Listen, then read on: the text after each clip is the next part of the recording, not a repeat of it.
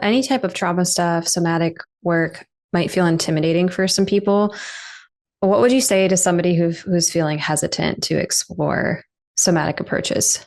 Our nervous system doesn't care about what's good for us or bad for us. It just wants what's familiar. So I just want to validate if this feels intimidating or new or scary, then that's just the wisdom of your nervous system. Welcome to the Natural Health Rising podcast, where I challenge the outdated medical model and empower you with the knowledge to heal naturally. I'm Rachel Smith, a certified functional diagnostic nutrition practitioner who has helped hundreds of people eliminate symptoms of autoimmune diseases and mystery illnesses naturally. On this show, I dive into the real reasons behind health challenges, covering topics like gut health, toxins, nutrition, relationships, stress, and everything in between. My goal is to empower you, provide you with effective holistic health tips, and help you rise up to your healthiest, happiest self. On this episode of the Natural Health Rising podcast, I have Becky Aste with me. And Becky is a trauma-informed somatic marriage coach and the host of your Breakthrough Blueprint, which is a top 5% globally ranked podcast. She is the CEO and creator of I Do Breakthrough, a company dedicated to equipping highly ambitious leaders to repair thriving connection in their relationships by moving trauma out of the body. Welcome to the show, Becky. Thank you, Rachel. It's really good to see you 2 days in a row. Yes, I was just on your podcast yesterday. Now you're on mine. So this has been fun to go back and forth. I would love to start off with hearing about what inspired you to start this journey of working as a somatic marriage coach. Yeah, I'd love to share. I didn't set out for this. That's kind of, I think, how it happens for a lot of us. I had no intention to do marriage coaching. I was happy and thriving in a totally separate career. Was actually a top sales rep in a network marketing, earned the free car, all the like accolades you can get.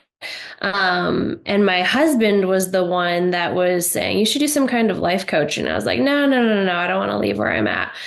And then a year or so later, our marriage really hit a breaking point. So it was year 10 of marriage, and we had this toxic dance, I call it, that when we were good, we were good. But when we weren't, we kept revisiting this toxic dance in increasing measure that at first I just called chase and run, where I felt like I was chasing him energetically, and he was like, I need space. I feel claustrophobic. And then starting the self-development journey, being able to attach different labels on it to understand our dynamic, like, oh, codependency. Yeah, I fit the bill for that. Addiction. Yeah, he struggles with that. And then anxious attachment and avoidant attachment. So I'm like, spending a decade diving into trying to understand our dynamic and how to make it feel better and stay better. And in all of my effort and therapy and couples counseling and books and podcasts and everything, it led to year 10 of marriage. We were separated.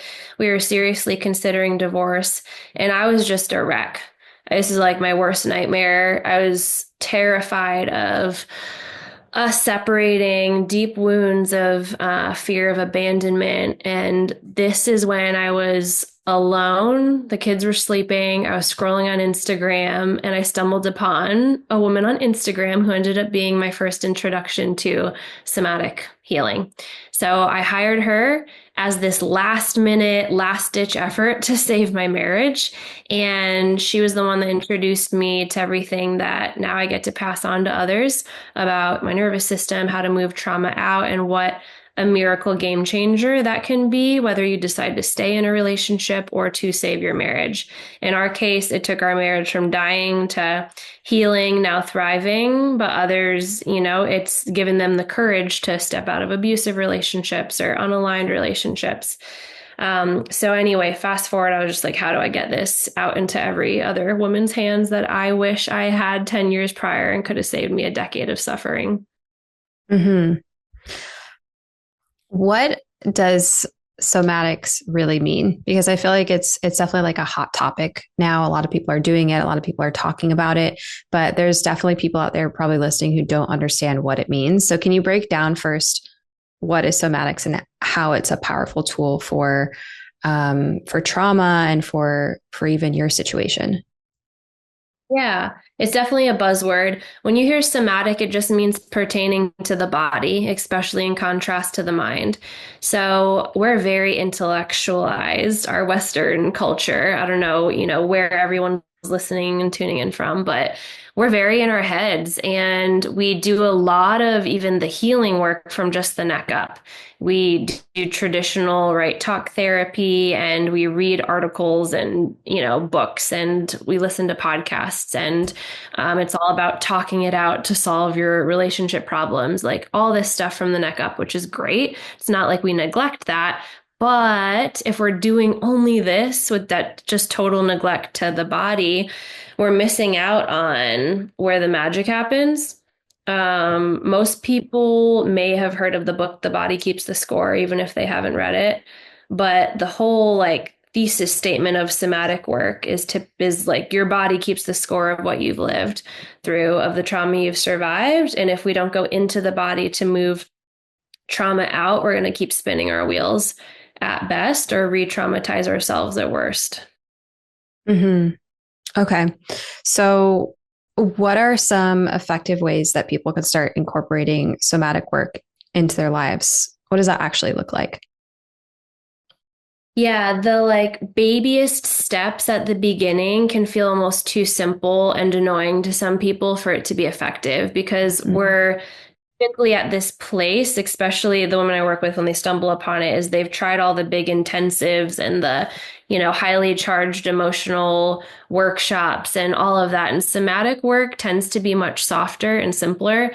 It's the baby steps that add up incrementally. And what that practically can look like, it's different for every client that I'm working with. But for some women who just have a hard time even feeling connected to their own body. Like if I ask them, hey, if we scan your body, what kind of symptoms do you notice or sensations? If I get this blind look of like deer in headlights, like, I don't know, it's actually pretty common. We start with really simple practices of, hey, why don't we tune into our body today? And every time you notice that you have to pee, you actually get up and go pee. Or if you notice that you're thirsty, like you go get a drink in this honoring of your body's cues that we've gotten so detached from.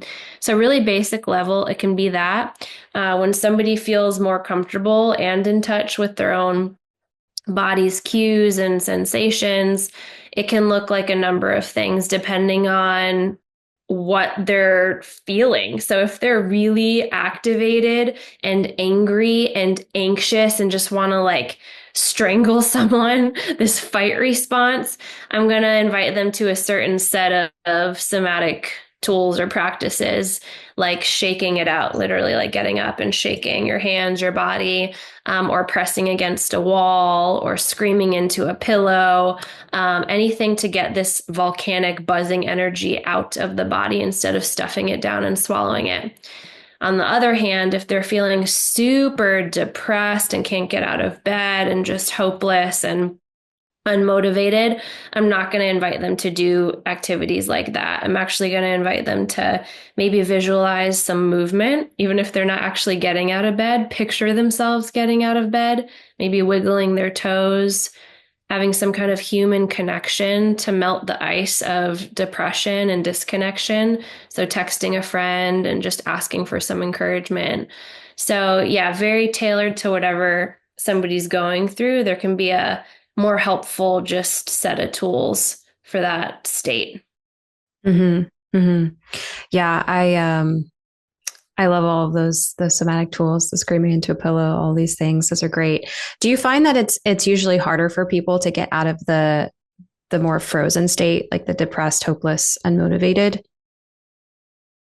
Yeah, I would say that's harder because there's no movement there and there can be the added layer of shame, especially if it's a person who identifies as successful or high achieving, to be stuck, whether that's like frozen stuck or kind of flop stuck, like depressed. Either way, it can be a self-hatred. Like, this is not me. I should be more Mm. productive, or I'm, more accomplished than this. Like, I should be out there making impact. And so it can be this double bind of the pain in the first place that led to you being in that state, but then shaming ourselves, on top of it.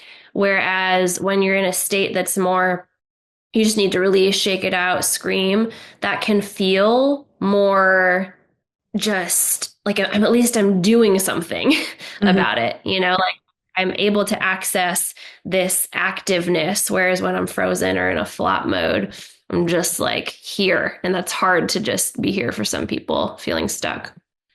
Yeah. How could someone break that thought process if they're in that more shutdown state and they're having those thoughts? Maybe, like you said, maybe they're an overachiever and they're like, oh, I can't do anything. I'm feeling shame about this.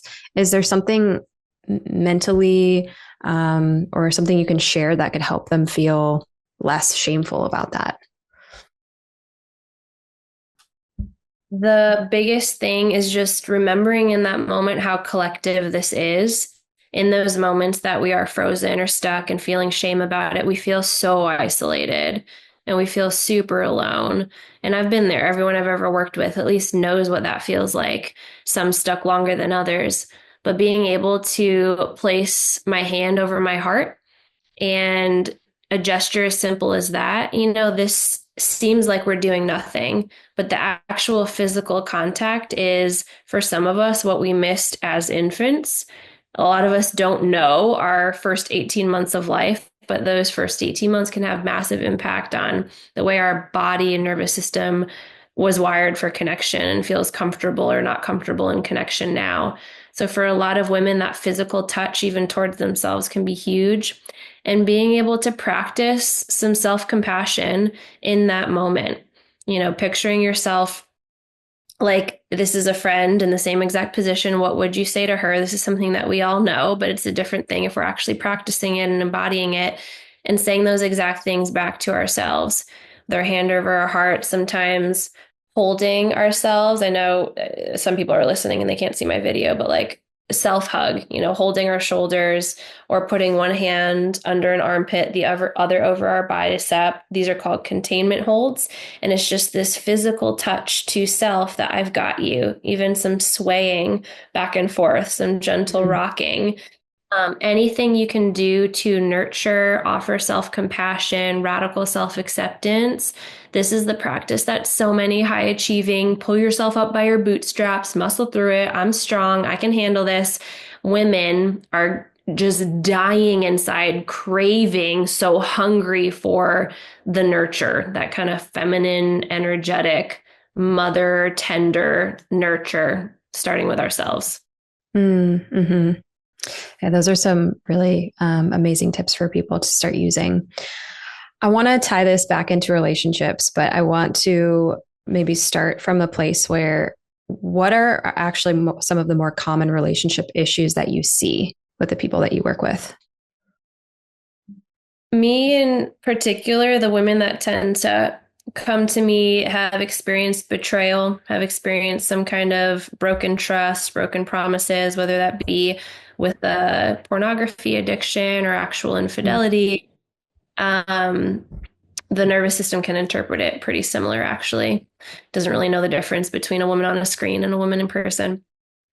So that tends to be common. I do get a lot that come in with emotional or physical abuse. And then others where intimacy is just a major barrier and they don't know why. Maybe their husband's awesome. Their marriage is actually great on paper. They don't have anything big T trauma to, you know, work through, but they notice when their husband comes to them and tries to initiate any kind of intimacy, they flinch or freeze Mm. or resist. They don't know why.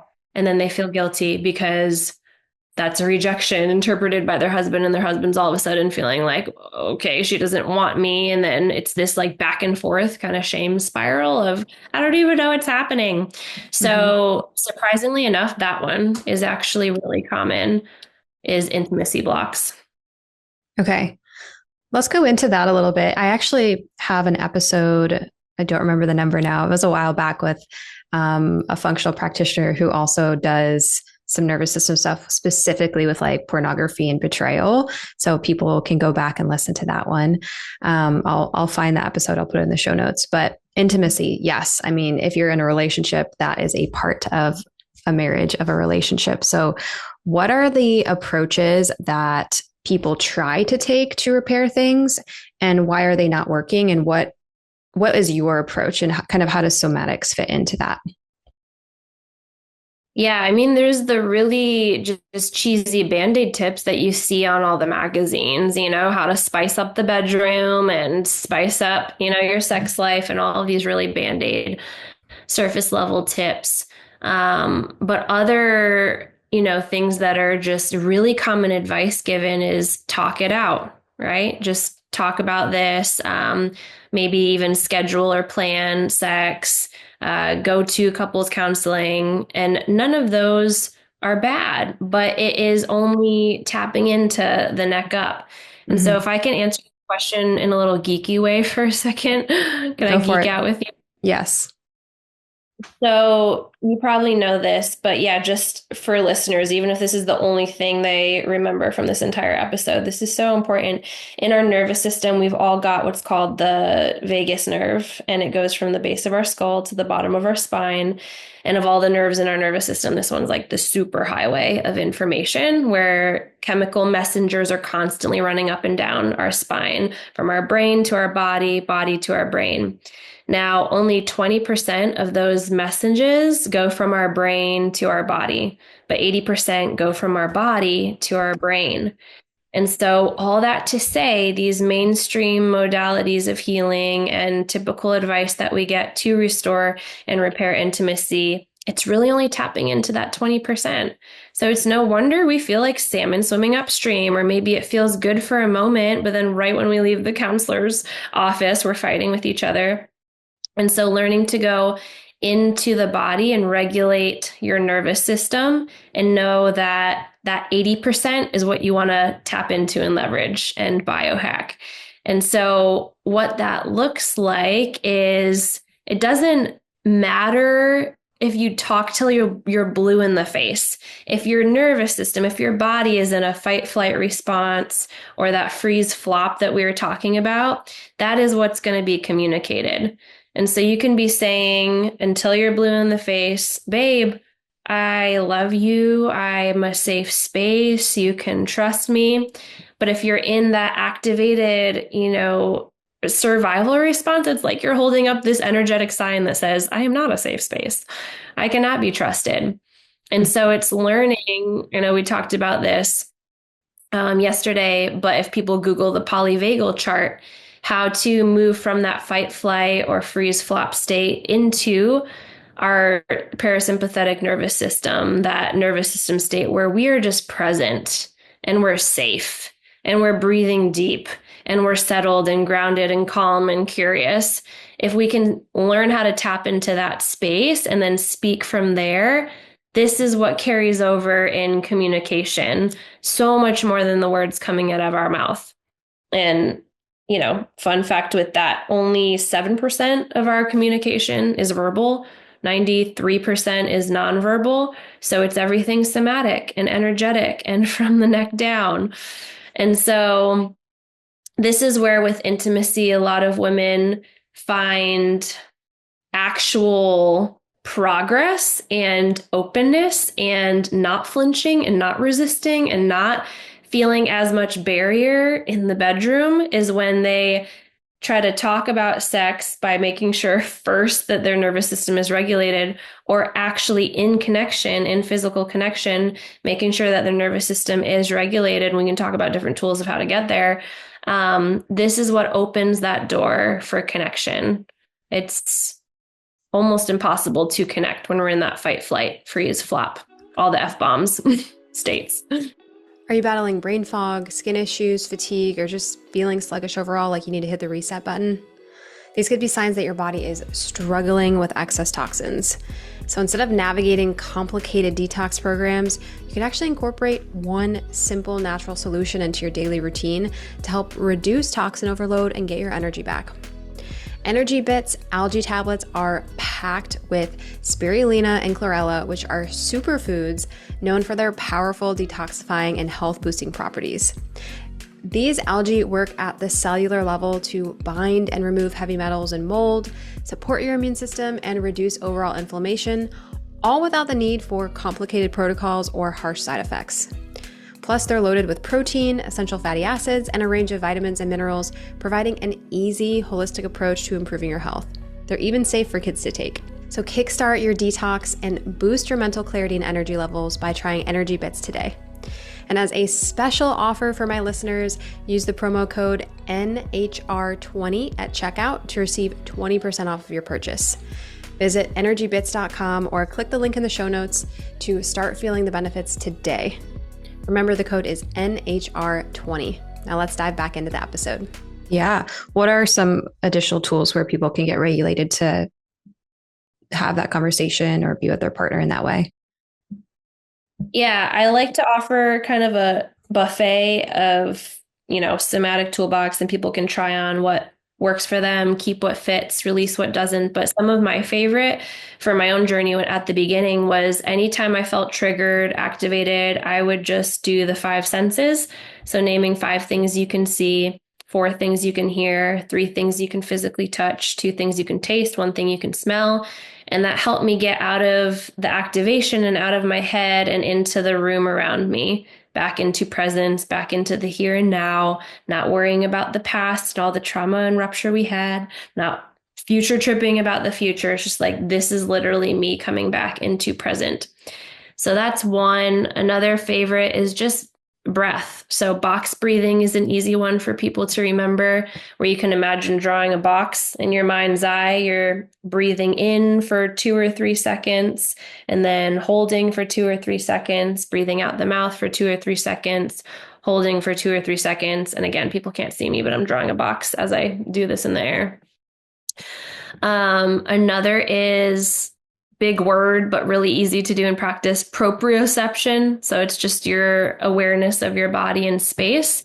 I would lay down on the ground. I'd just go to a dark room and I would imagine myself just being traced, kind of like kids trace each other's bodies on the sidewalk, on the blacktop, but just picturing this like traced chalk or line going around my entire body.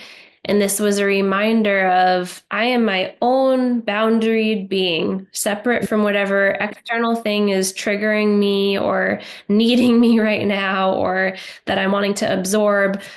This is me defining. I am my own being, safe in my own body. So those are just 3 of like a gazillion. But the whole point is just, how can I come back into present? How can I come back into safety in my own body, where I'm not wanting to, run in some type of way, cope in some type of way. I feel safe just taking a seat with myself. Mm-hmm. Mm-hmm.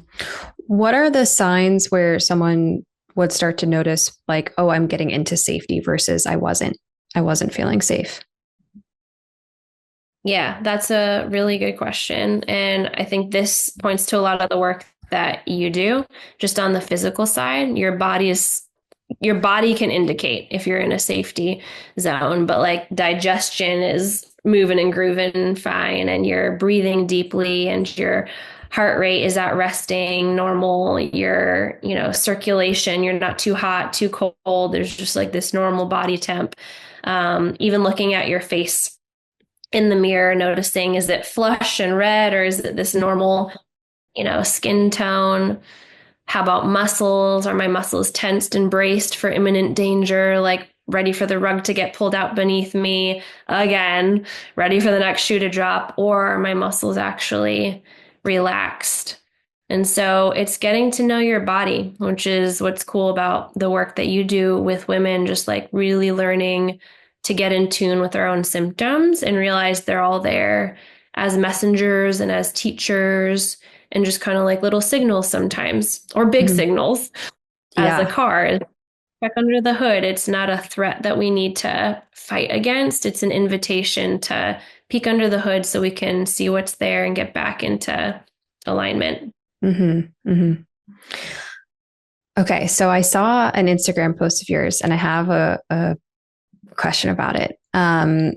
Kind of has to do with what you mentioned in the beginning when you were talking about your relationship and your work. And you said sometimes you help people step out of unaligned relationships. But in this post, it said something like, he's not bad. He's not, or you're not codependent. He's not a narcissist, kind of all an illusion. And the real thing is love. And then you're talking a little bit about how we label ourselves with these things and how sometimes this can be coming from fear. So I'd love for you to break this down a little bit, because there definitely are people who can harm us, right? Like there are, in my opinion, there are real narcissists. I've been in abusive relationships before. And so I'd love to hear more about when it is that you should start detaching labels, and how do you shift into love versus like, when is it actually unaligned or dangerous and you need to maybe step out of that relationship? Yeah, this is such an important question. And I love that you chose that post to expand on it. Because at the bottom, I don't know if you saw, but in asterisks, I said, caveat, if this is an abusive relationship, DM me. This doesn't apply, like a blanket statement. So yeah, when it comes to labels, I'll start there. There's so many labels today, that in your world too, I'm sure there's a diagnosis. Everybody's a narcissist nowadays. There's a narcissist. Everyone is gaslighting you. Yeah. So I'm just cautious with those. I'm not saying labels are bad, but we can jump to those really quickly for ourselves and then for others. And sometimes it can be comforting. So for example, for a long time, I was a part of a codependency anonymous group, and it's kind of like AA, but for women who identify with codependency. And week after week after week, it's like an introduction. If you've heard of AA or been, it's, hi, I'm Dave, I'm an alcoholic. And so I was in a culture like that for so long with these different labels. And it got to this point where I felt like it reached its expiration date. I was just like, can I not be codependent anymore? Is there a point where I actually am free from that and healed? And there's so much more to me, I think, that's interesting than just being codependent. So our words hold weight. It carries a frequency and an energy, as I don't know how woo your listeners are, but it's just truth. Our words really hold weight, and they can speak freedom over us and limitless expansion, or they can keep us limited. And so if I just wanted to go around limiting myself for the rest of my life, then, words can keep me chained or they can set me free. And so differentiating between our identity and a set pattern of behaviors can be really helpful. So it's not that I'm codependent. My identity is so much more complex and mysterious and unique than that. It's okay, I've noticed these patterns in my life, and they are not me. They are just how I've coped to survive the really hard stuff that I've been through. And so with my clients, the first goal is to help them get into safety in their nervous system, because they cannot tell the difference between something that's healthy for them or not healthy for them until they're in that safety system. If they're in an activated, just survival response, everything is going to feel like a perceived threat. And so they're not going to know the difference between good, bad for them. They're going to just cling to what's familiar. So in cases where clients are used to or have had a history of an abusive relationship, the first goal above all else is to help them taste and expand their capacity to stay in that regulated, safe nervous system so that they can see clearly with clear eyes and be able to hear the whisper of their own intuition to know, okay, is this relationship toxic and harmful to me? Or is it actually, my own trauma was just blinding me, and I actually do want to stay in this relationship? And so terms like narcissist or defining abuse or, all of these things can be so helpful, so helpful for women that have not realized they were like a slow boiling frog for so long. You know what I mean? Where the frog can be in warm water and then it goes to a boil and it doesn't even realize that it's dying because it's just this slow, gradual priming. And so that's so many women's experience. And being able to have a term or a label to name their experience can be the wake-up call that so many women need. But also with this intention of being able to move beyond that, eventually using it to get them into safety, but then being able to get to a place where you can see this person as not your constant threat or your enemy or evil or whatever, because we are just as humans so much more connected than we realize. When we whip another human or want to punish another human, it's like we're pouring coals on our own head. We're harming ourselves and poisoning ourselves when we're leaking poison out towards somebody else. And so how can I detach, kind of bless and release vibes? How can I create boundaries for my own safety and create distance enough where, look, I am protected and I wish no harm on you, but you are no longer allowed to be a part of my space. I wish you healing. I wish you all, maybe you don't wish them that, that's fine. But it's just like bless and release ultimately. And you can't get there until you have enough, resilience in your nervous system to know I am safe in me no matter what. No matter what, I know how to keep me safe, and I'm not abandoning me anymore, betraying me anymore, leaving me anymore. I'm my number one now. Mm-hmm. Okay. And so is this a piece about getting back to love, which is like getting to that place where, okay, I'm like loving myself. And if something's unhealthy, I'm detaching from that and kind of sending love their way? Or is that what you would say?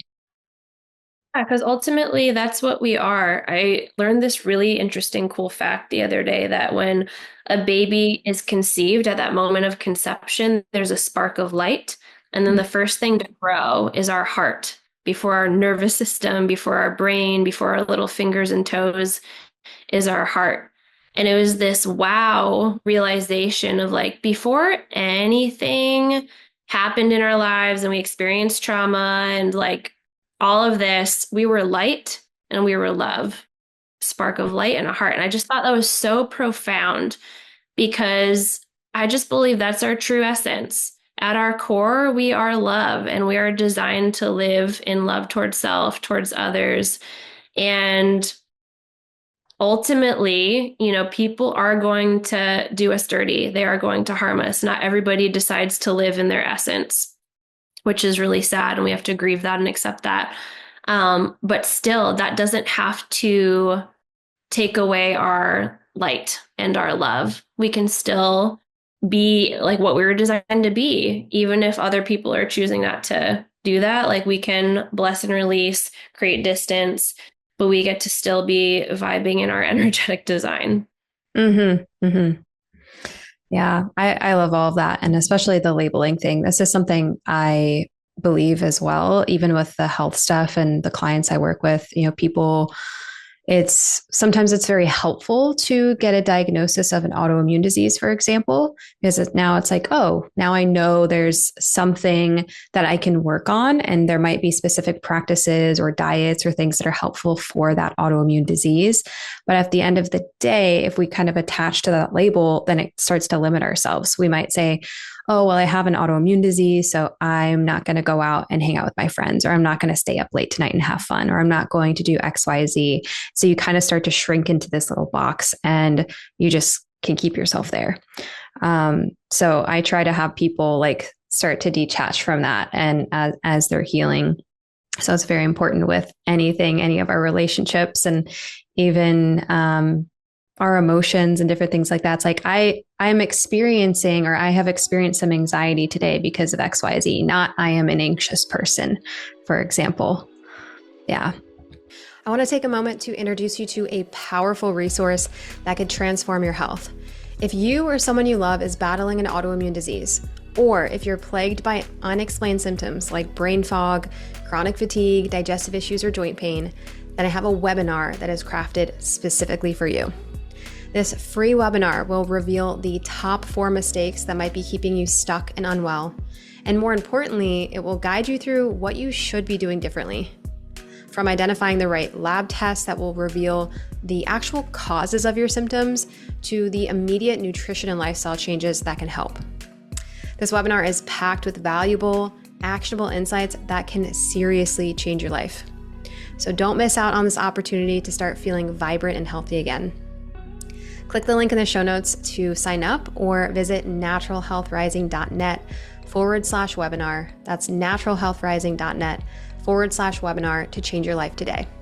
Yeah, which can seem like just, what's the word I'm looking for? It can seem not important, but just even that small switch in the way that we're speaking over this kind of stuff can make a big, big, big difference. Mm-hmm. Do you have women get their husbands involved in this work, or do they do A it lot of together? Yeah, a lot of the women, their biggest concern is, can this work without my husband on board? This Mm-hmm. tends to be a trend where the women are wanting to heal and kind of take the lead in that, and their husbands are either like, I don't need that, or I hate the idea of that. That's too, whatever, not manly, and I don't need it. Mm-hmm. So typically, it's the woman coming in first. And this is what I love because I get to see woman after woman after woman when they do the deep dive, the healing on this deep, energetic, subconscious, spiritual level. They are going to change that dance in their relationship. It's impossible not to because he's going to feel a difference. And so I tell everyone, you're either going to call him up or you're going to call him out. But either way, you win. He's going to see and feel in your presence a difference in your energy, the vibe you're sending out, the settledness in your nervous system. He is going to feel that. It's without a doubt. That's just how we are as humans. We can pick up each other's vibes. We say things like that, like, I vibe with her, I do not vibe with him. And so he's either going to get inspired by that and want a taste of whatever's in your cup of tea, or it's going to shed light on, no, he's really not wanting to go down that road. And he's either going to continue to persecute you or abuse you or just not, rise to the path that you're wanting to go on. And it'll become more and more obvious in time, which one it is, if he's wanting to partner and you guys get to just go through this next evolution together, or if you're like, yeah, no, this isn't for me. Mm-hmm. Yeah. Trauma, any type of trauma stuff, somatic work might feel intimidating for some people. What would you say to somebody who's feeling hesitant to explore somatic approaches? Our nervous system doesn't care about what's good for us or bad for us. It just wants what's familiar. So I just want to validate, if this feels intimidating or new or scary, then that's just the wisdom of your nervous system.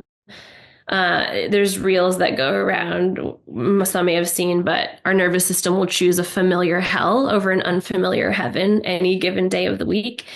And so it is new, maybe for a lot of people, but that doesn't mean it's bad or scary. It's actually the most natural, primal, ancient thing I can think of, and simpler than any other, fancy dancy healing technique that I've tried in my 10 years of trying everything. And I mean everything. And so somatic work, I even tell people, like, it's so innate, and you don't even need, like, you don't need some professional healing you or like doing fancy stuff with you. You can make up your own somatic toolbox. So for example, I remember when my grandma was alive, she used to hold my hand or my face in like her little palm of her hands. And she would just say, Rebecca, I love you. And so after she passed and I was just going through my dark night of the soul and learning somatic stuff in the first place, I was like, I'm going to do that because that feels good for my body and it soothes my nervous system. And so I would like cut my own face in my hands and just listen to my grandma's voice and say to myself, I love you, Rebecca. And that slowed down my heartbeat and it allowed my muscles to relax and it reminded me of a really safe connection. And so somatic work is it's just simple, natural, primal. But for so many of us, it's not what we're taught. We're taught to go outside of ourselves and, listen to some expert professional and go to this workshop, that conference, whatever it is, to find relief when you're your own best doctor. Mm. I think this is a good place to end, but I have one more question that we ask everybody. If you could leave the listeners with one tip to help them live a healthier, happier life that they could implement this week, what would it be? I would say start with the shame piece that we were talking about and the radical self-compassion. Shame is this sneaky, subtle, but like universally felt experience. And so if you can just even start there this week by putting your own hand over your heart and honoring yourself for whatever you're going through, that it's so collective that everyone else, has felt what you're feeling at some point or right now. And then speaking to yourself with dignity, with gratitude, with honor, and practicing that tenderness, which for some of us may be really hard if we're used to kind of the whip master, like get on it, girl, push harder, move faster. This is what I would invite you to practice this week. Beautiful. Well, thank you so much for coming on the show. Where can people find you and learn more about you? Yeah, Instagram, Becky_Aste. Would be happy to DM with you and hear what resonated. And I also have a website that I can give you to put in the show notes. Perfect. We have all that. We'll put that in the show notes. Thank you again for coming on the show, Becky. Thanks, Rachel. If you're tired of your health issues dictating your life and you're ready to explore functional medicine labs and holistic health practices, this message is for you. At Natural Health Rising, our clients have defied the odds, naturally improving conditions like multiple sclerosis, rheumatoid arthritis, EOE, Graves' disease, Hashimoto's, lupus, digestive issues, hormone imbalances, and more.